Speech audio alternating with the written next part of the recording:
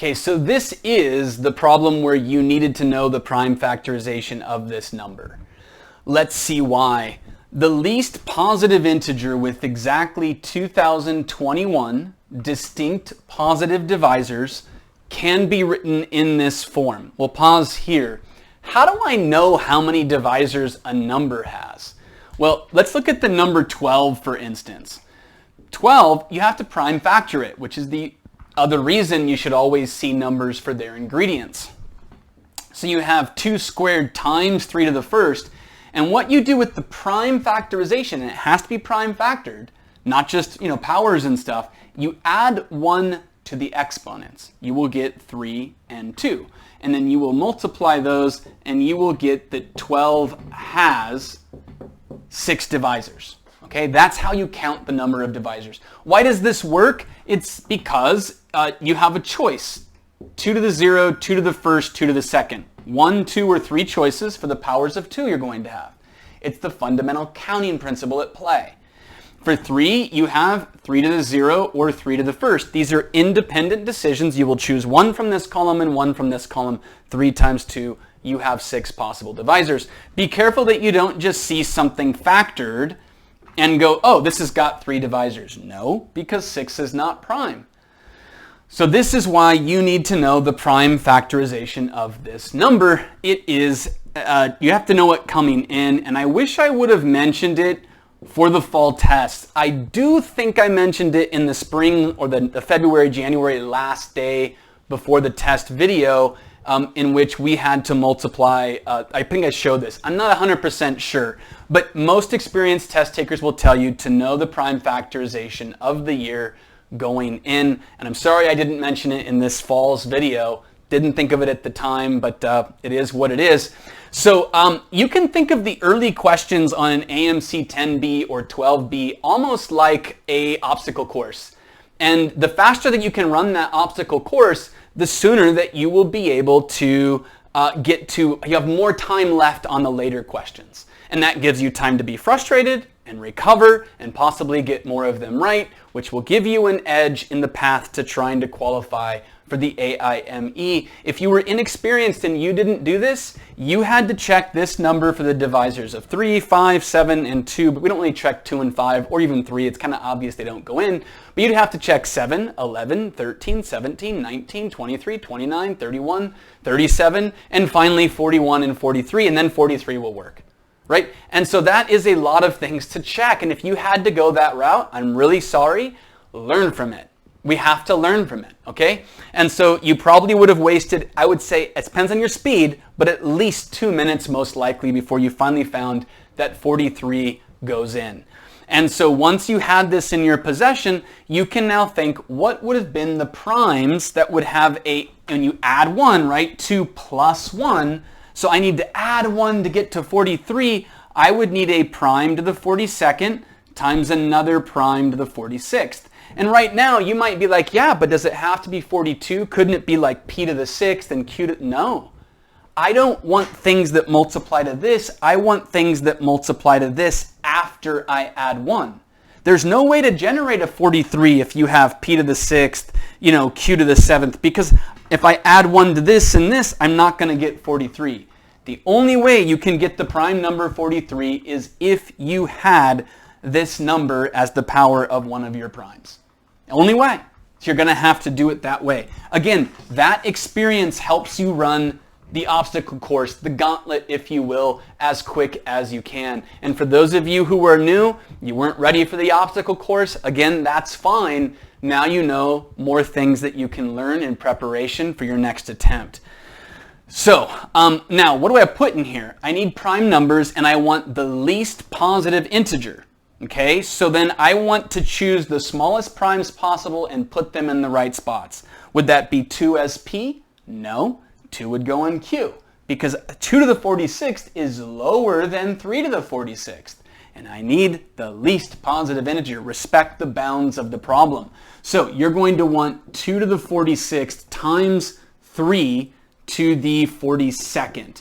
Again, 1 is not prime, 2 is the smallest prime, the only even prime. So from here, what do? It says that it can be written in the form m times 6 to the k. Okay, let's write it in that form. I can make this 6 to the 42nd times 2 to the 4th. All I do is split this into 2 to the 42nd times 2 to the 4th. I combine this with this and do a 6 to the 42nd. Okay, it says that m and k are integers and 6 is not a divisor of m. What is m? M is this number right here. So I'm going to have 16 times 6 to the 42nd. This is m, this is k. Is k, 6 is not a divisor of m. This is m. Is 6 a divisor? No, then we're good. These are the little checks you do so that at the end you feel comfortable with your answer. The sum of these numbers, which is what it asks for, 42 plus 16, gonna get you 58. We're on to number 7, and it's starting to feel a little bit, I don't know, tricky, a little bit more difficult. You're probably starting to sweat a little bit at this point in the test, and on we go. Okay, so let's get to this problem, the Fall 2021 AMC 10B, problem 7, also the 12B, problem 5. Okay, this is where it really started to get like a big time sink. I think a lot of people probably hit this. I don't know of any really quick way to do it. I would probably describe this problem as how quick can you come up with a systematic process, an algorithmic process that you can capitalize on, and how fast you move through that process. It's basically that. It is a time sink. It's meant to drain your time. Who can come up with a strategy and execute that strategy as quickly as possible. To my knowledge, and maybe I'm wrong, there's not any really simple underlying way to do this. So let's go through it. Call a fraction a over b not necessarily in simplest form special if a and b are positive integers whose sum is 15. So, not necessarily in simplest form. Let's just write the first one, 1 over 14.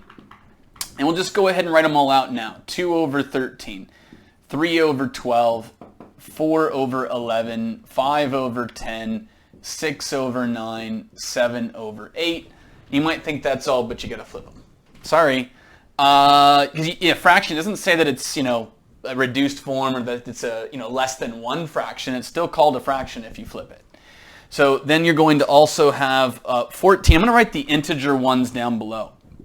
So 14 would go here, which is 14 over 1, and then you'll have 13 over 2, and then 12 over 3 is 4, and then 11 over 4, and then 10 over 5 is 2, and then 9 over 6 is 3 over 2, and you have 8 over 7.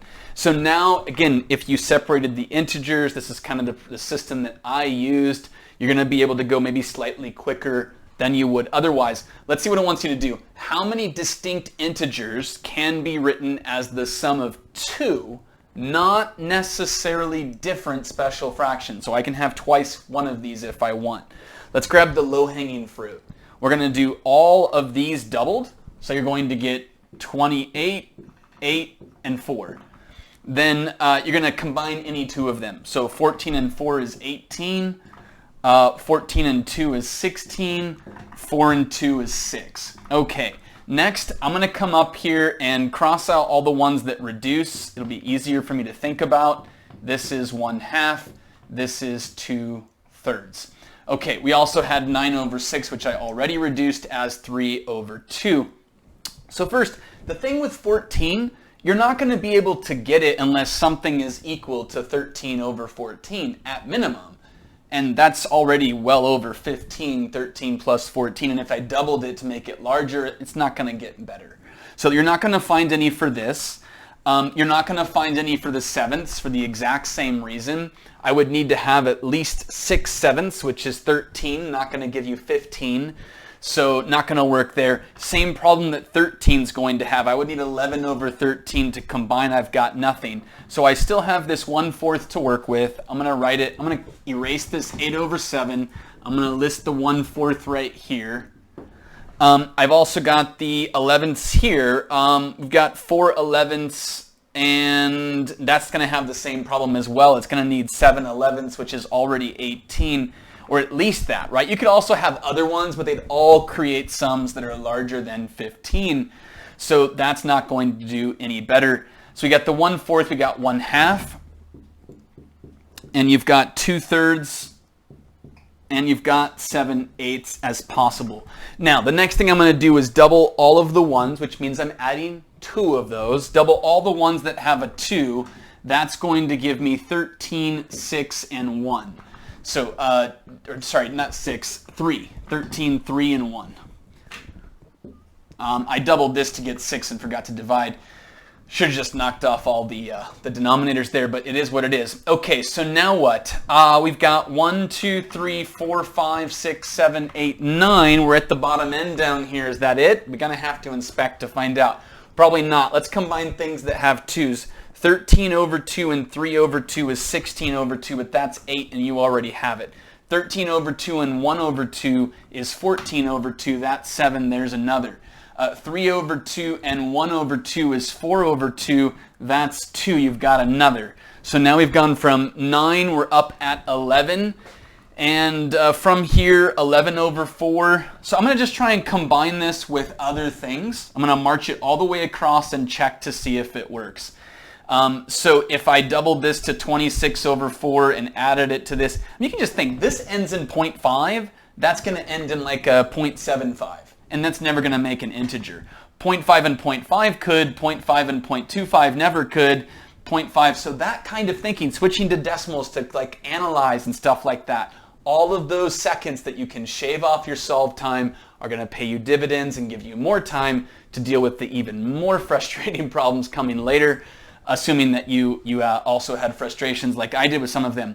So 13 over 2, 14 over 2, we got that already. And then we can't do this. This is going to be like 0.6 repeating with a 0.5, never going to get it. This is going to be a 0.125 kind of thing. Actually, it's 0.875 is what it's going to be. And that's not going to add with this to make anything. So we're done with that one. This is going to be a 0.75. I'm going to need a 0.25 like this. We've got that one already here as 12 over 4, which is 3. So that's done. You're not going to find any more of those. The 0.5s can only combine with other things that end in 0.5, and we've already thought about those. This one plus that one and so on. So you're not going to get any more of these. This is a 0.25. It's going to need a 0.75 to go with it. I don't have any more left. You're out of those. I'm only moving this way. I'm doing this one with all of them, this one with all of them, this one with all of them, and that way I don't have to worry about any that I've already crossed out. I feel a lot more comfortable at the end of my problem. Same thing here. You've got a 0.5, a 0.6, and a 0.875. Those never make an integer. You've got 11. That's going to be the answer. Double check we didn't overcount anything. 1, 2, 3, 4, 5, 6, 7, 8, 9, 10, 11. If you have enough time at the end of the test, write them in order from least to greatest to make sure that you're not making a mistake, because there's lots of nice things around that number that would cause mistakes. Let's get to the next one. All right, finally we get a little bit of a break after the grindy problem from before where you a little bit had to have that algorithmic process. This one is a little bit more straightforward for the experienced student. Again, if you didn't get this one, don't feel bad. I'm just talking to the people who have done many past competitions. They're seasoned veterans of this kind of material. And in the last one, I know I kind of went through it fairly efficiently. That's because we're doing a video.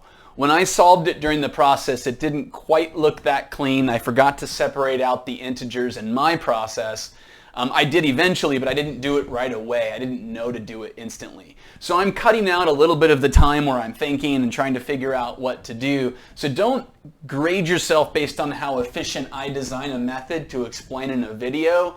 I had spent probably an extra minute on that problem as well, just making sure I didn't miss any or have too many, that kind of thing. So yeah, I just wanted to point that out. Let's get going on this one. This is the 2021 10B, the fall version, problem 8, the 12B, problem 6. The greatest prime number that is a divisor of that monstrosity is 2, and they tell you nicely because this is 2 to the 14th.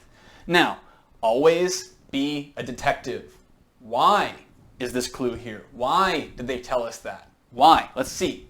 What is the sum of the digits of the greatest prime number that is a divisor of this number? See, if they didn't tell us this, okay, sure, you see that this number is 1 less than that, but this is awfully nice. I mean, that's the whole secret right there. If you just look at this and look that that's 1 less, it means I do 2 to the 14th minus 1. And most people see that as 2 to the 14th minus 1, but we see it as the difference of squares. And you could see it as the difference of cubes, but not so much. I mean, you could, but it wouldn't be fun. You'd be like, yeah, that's not really a perfect cube. So, difference of squares it is. That means it's going to equal 2 to the 7th plus 1 times 2 to the 7th minus 1. You should know 2 to the 7th is 128. You say you didn't know that. Learn your first 10 powers of 2, actually 11. Why do you want your 11th power of 2? It's a famous game, 2048. Okay, so 2 to the 7th plus 1 is going to be 128 plus 1 is 129, whereas this one's going to be 128 minus 1, which is 127. So now, if we take 129, you should know right away that 3 goes in because 1 plus 2 plus 9 is a multiple of 3. And indeed, this is 3 times 43, and 43 is prime. Could it be 4 plus 3 is 7? It looks pretty good. But let's check out 127. So 127, is it possibly prime? Well, we know that 2 doesn't go in. We know that 3 doesn't go in because the sum's not a multiple of 3. You know, 5 doesn't go in. Let's start with 7. 7, this is how I check to see if things are prime. There's some other versions of this kind of process. My process is the following. I start with the smallest reasonable attempt, like 7, ignoring 2, 3, and 5. Okay? So then 7, I just go to 140, and I find the gap between 140 and here, which is 13. If 7 doesn't go into that gap, it doesn't go into here.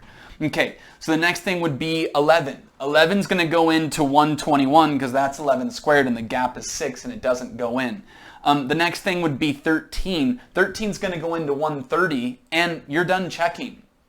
A concept that you need to know is that for divisors, check if a number is prime. Okay, you never need to check for primes. I don't know how to explain this. Because 13 squared is 169. I don't need to check any primes, even 13 I probably didn't really need to check, any primes above 11. And that is kind of for this reason here. Let's say we did how many times 7 actually goes in, okay? You would have had something like 7 times, and 140 would be 20, and I would take off 2. It would be about 18, right? Approximately 18 times. Now, when you go to 11, you're going to notice that this number is going up to 11, and this number is going to go down. It's not quite 18, I know. 7 times 18 is 126. It's like 18 point something, 18 and 1/7, okay? Which is 0.14142,857. Weird, repeating, which is weird that you should know that. It's actually one of the things in my small notebook because it's a weird calculation, and there's a lot of cool properties to the 1/7, 2/7, 3/7 that you may or may not be aware of. We're not going to cover those right now. But, yeah, so what happens next? As this number goes up, this number goes down. So this would be like 11 and 6/11. So it's going to be 11 and 6/11. So you went from 18 to 11 and 6/11. When you go up to this number here, this number's going to be dropping below, right? 130 is 10, so this is like 9 point something. I don't really care what it is. But notice that this number has dipped below this one, and previously this column was above there. If there was going to be a larger prime that went into 127, then it would have already, the smaller prime it'd have to go with, right? It'd have to have a smaller divisor than it, which means it would have been up here in this list. And it's not there. So that means we're done and we don't need to check anymore. Now that's just a longer version of the explanation. There's some simpler explanations to that, but this one makes sense to me and I hope it makes sense to you. So 127 is prime. 1 plus 2 plus 7. Again, one more time, basically as the divisors over here are getting larger, these are getting smaller. If there was going to be like 17 times something, if this was an integer, it would have been in the first column above it. It would have been one of the earlier divisors that we already found, and we didn't. Therefore, it's not going to be on this side as an integer. It will always be something point something, not an integer. So 7 plus 2 plus 1 is 10. Answer 10. Let's get on to problem 9 or problem 7 if you're doing the AMC 12. All right, and this is where it starts to go off the rails. I don't know about you, but I did not enjoy problem number 9 on the fall 2021 AMC 10B. And you're probably going to see some people be like, oh, number 9 was easy, blah, blah, blah. Okay, great. Ignore those people. Okay. I will, if you had trouble with this one, hey, we are both in this, I'm the captain of the boat. We're in the same boat, I'm driving it, okay? So, it was not fun, not enjoyable. This is right about when nightfall began. So, let's get to it. The knights in a certain kingdom come in 2 colors. 2/7 of them are red, and the rest are blue. I'm among this group, along with some of you, I think. Blue meaning sad. Furthermore, 1/6 of the knights, okay, so wait a minute. If 2/7 are red, let's say that there's K knights. Okay. K equals the number of knights. Let's try to make sense of this. Okay. So 2/7 of K would equal the red, and that would mean that 5/7 of K are blue. Okay, great. Furthermore, 1/6 of the knights, that would be K over 6, are magical. Okay, so magical knights now. They've got some magic powers, apparently. And the fraction of red knights, I don't know, it's just fractions. That's exactly what I said, actually. My frustration. I've got several pages of failed calculations that didn't go well. Eventually, I did come to a plan that bore fruit. For those of you who started with a plan like the one I'm going to show on video, golf clap for you. If you have 2 or 3 pages, or maybe you ended up ultimately skipping it, your frustration and stress levels were super high. I feel you, man. I feel you. Okay, so it's just fractions, right? And you're just like, what? I don't know. Maybe you didn't have any trouble. Maybe I'm just the only person who struggled with this one. What fraction of red knights who are magical is 2 times the fraction of blue knights who are magical? So finally, this is the plan I settled on. I said the fraction of blue knights was U. And I'm going to let U times 5/7 K. This is a fraction. It's some fraction. I don't know what. Okay? And why U, I don't know. I ask that question all the time. Why me? All right, just kidding. All right, so why U? Here we go. So U is here, and then 2 times the fraction of red knights is 2U times it, times 2/7 K. I don't want to go through the failed thinkings that I had through here. I don't want to demonstrate that, right? I'm sure you guys discovered all the failed methods when you got a chance to do it. I'm just going to cover the method that works, that I ultimately did use after way too much time for a number 9. So had I taken this during the test, it is very likely I would have skipped it and came back towards the end to try to finish it off after a couple of failed attempts. Because sometimes you just need a fresh start, really. So 2U times 2/7 K plus U times 5/7 K, this is the fraction of red knights, twice the fraction, whatever this fraction is, because these are the blue knights. This is twice that fraction times the red knights. It's going to need to equal the 1/6 of the knights. And you can now see that you can just divide by K everywhere, and K just kind of goes away. Okay?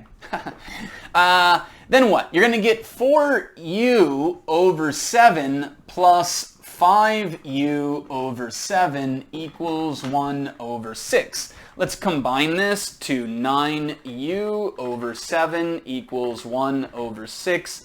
54, we're cross multiplying now. 54U equals 7, and then U equals 7 over 54. Now, I'm going to double that because it asks what fraction of red knights are magical, and it's 2U.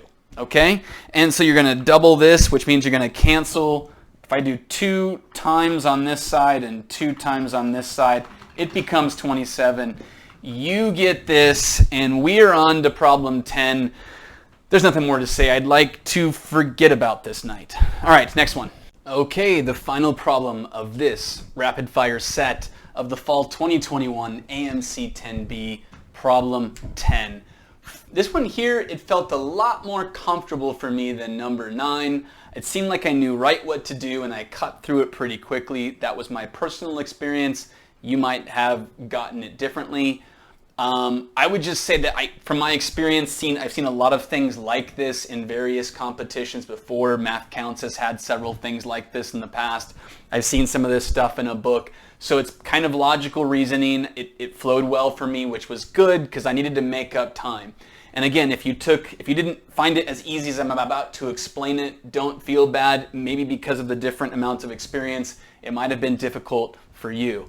40 slips of paper numbered 1 to 40 are placed in a hat. Alice and Bob each draw one number from the hat without replacement, keeping their numbers hidden from each other. Alice says, "I can't tell who has the larger number." What does it tell you? Alice does not have 1. If she did, she would know Bob had the larger number. That's the only thing. If she had 2, he could have 1 and she wouldn't know.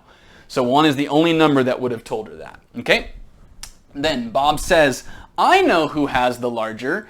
Alice says, "You do? Is your number prime?" Now, why is she asking if his number is prime? Because he could actually have one of 2 numbers. See, he would know that she doesn't have 1 because she couldn't tell who has the larger number. So he could either have 1 or 2.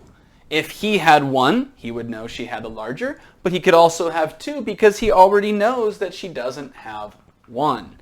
That's why the question is asked, is your number prime? Bob replies, yes. Now we know what number Bob has. He has 2. How do we know he doesn't have 3, which is also prime? Because if he had 3, he wouldn't know if she had 2, because she could very well have 2. But he knew right away that he knew who has the larger number.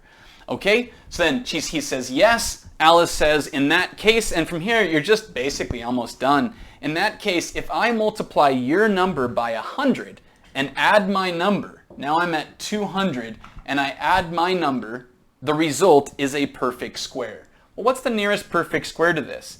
You should know 15 squared is 225. 14 squared is smaller than 200.